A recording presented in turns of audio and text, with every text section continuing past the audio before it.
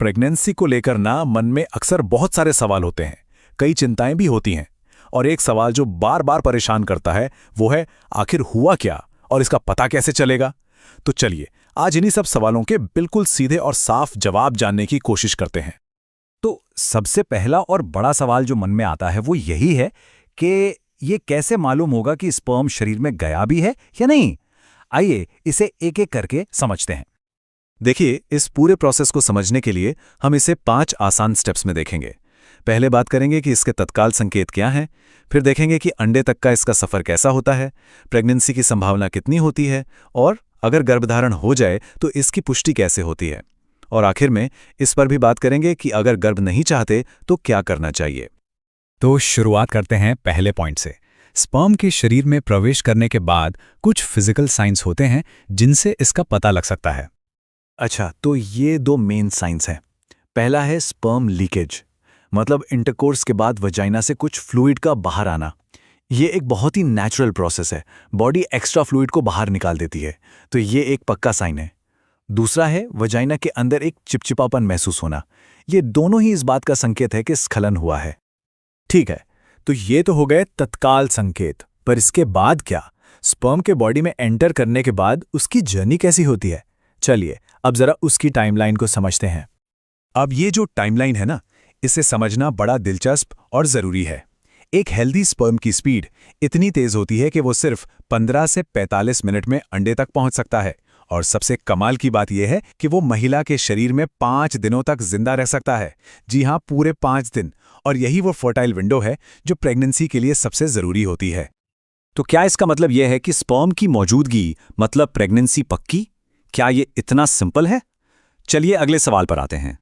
इस सवाल का जवाब हमें मिलता है ओव्यूलेशन को समझने से।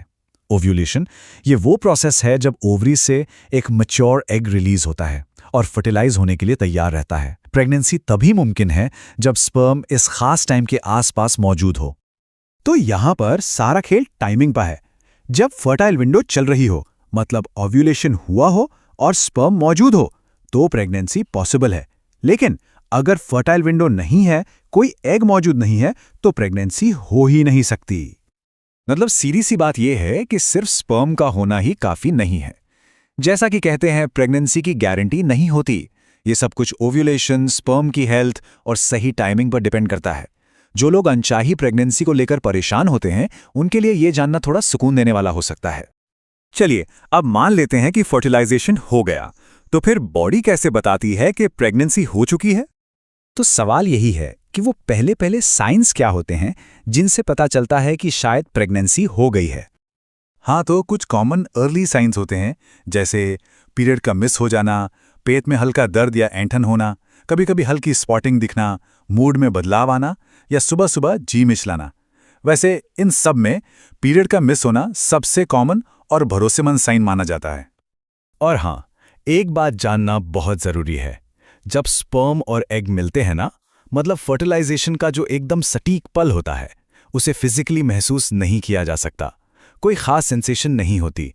जो भी साइंस हैं वो इसके बाद ही डेवलप होते हैं। अब एक बहुत ही ज़रूरी सिचुएशन पर बात करते हैं। अगर इंटरकोर्स अनप्रोटेक्टेड था या कोई कॉन्ट्रासेप्शन फेल हो गया, तो ऐसे में क्या किया जा सकता है? देखिए, ऐसी स्थिति के लिए इमरजेंसी कॉन्ट्रासेप्टिव पिल एक ऑप्शन है। इसके स्टेप्स बहुत सिंपल हैं।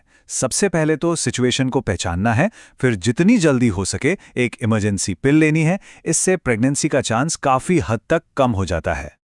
यहाँ पर ये नंबर बहुत ज़रूरी है, 72 मतलब 72 घंटे।